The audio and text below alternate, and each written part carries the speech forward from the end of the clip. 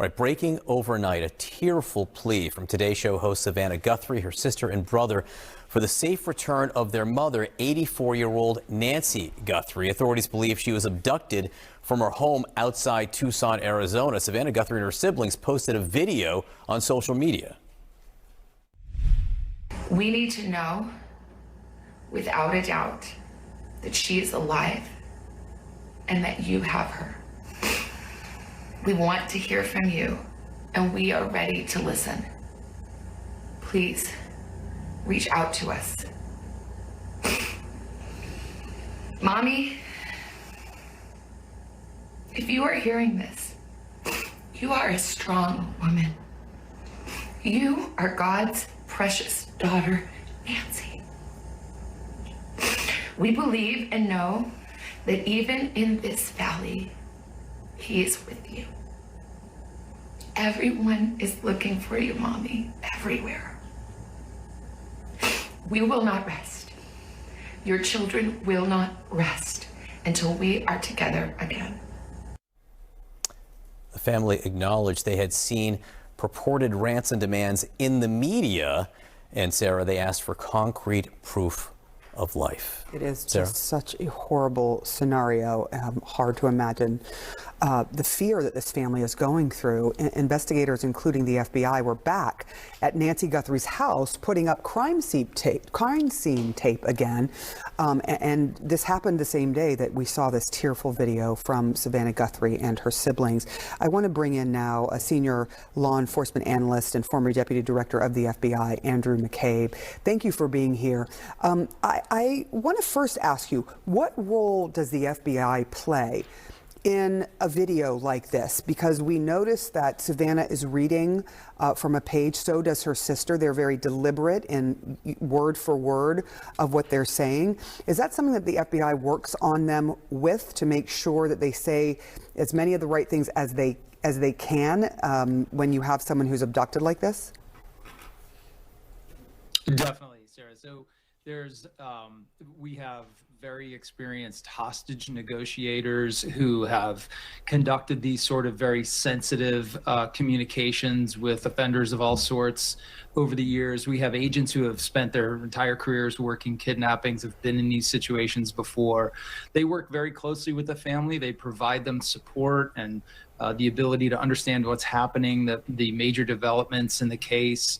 And this is the moment at which they really need the family to work with them, reaching out to the abductors, requesting proof of life, trying to move this investigation into a space where they're actually negotiating for the return of this victim.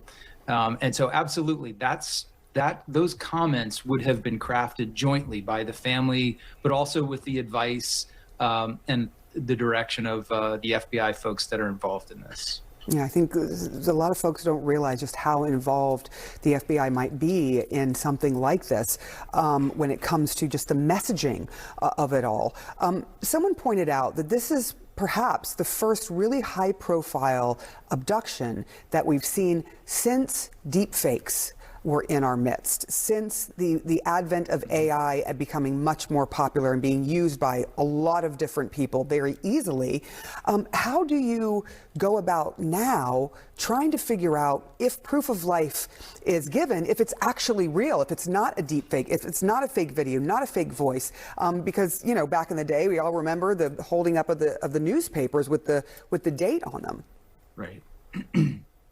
Yeah, that's absolutely right. So there's no question it's harder. It's an added complication to what the investigators have to deal with. But we have to remember that this is, the FBI has been dealing with deep fakes since their origin, right? So this is something they confront in other sorts of investigations. They're constantly evaluating what seems to be essential pieces of evidence, now having to consider whether or not those pieces of evidence are actually, are truthful or authentic.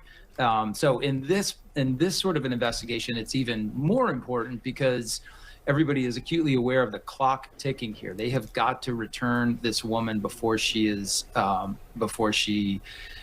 suffers further in this unfair and unlawful detention. So they will look very closely at any communications they get from purported, people who purport to be the abductors, purport to have Nancy Guthrie.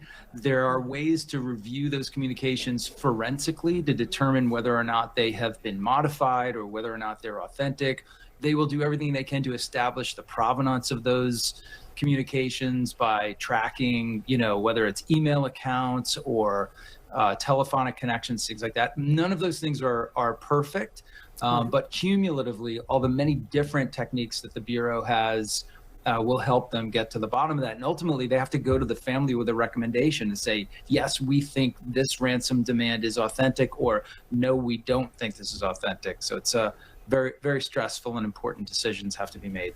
I do want to lastly ask you, it's not a good look when you see crime scene tape taken down and everyone leaving the home and people being able to just sort of walk right up to it. And then days later, crime scene tape being put back up where police are back in the home looking around. What happened here, do you think?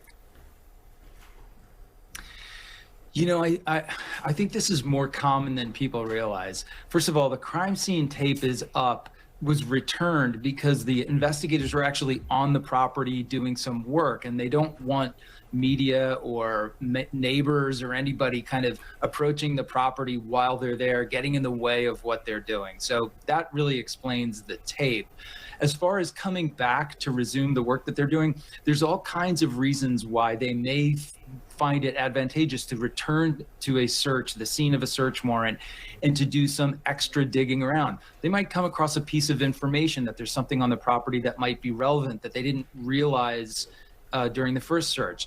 They might come across, there may be a new partner that's been added to the investigative team, like more FBI people or another law enforcement agency, and maybe that partner has a different capability or technology that they can apply to the search. They're going to go back and do it again.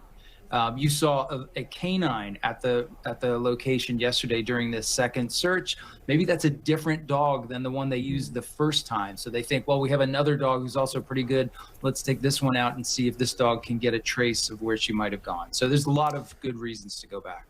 Yeah, and we're actually seeing the dog right now, the canine, sort of going through the property. Andrew McCabe, thank you for walking us through all that. There's just so many questions, and our hearts go out to the Guthrie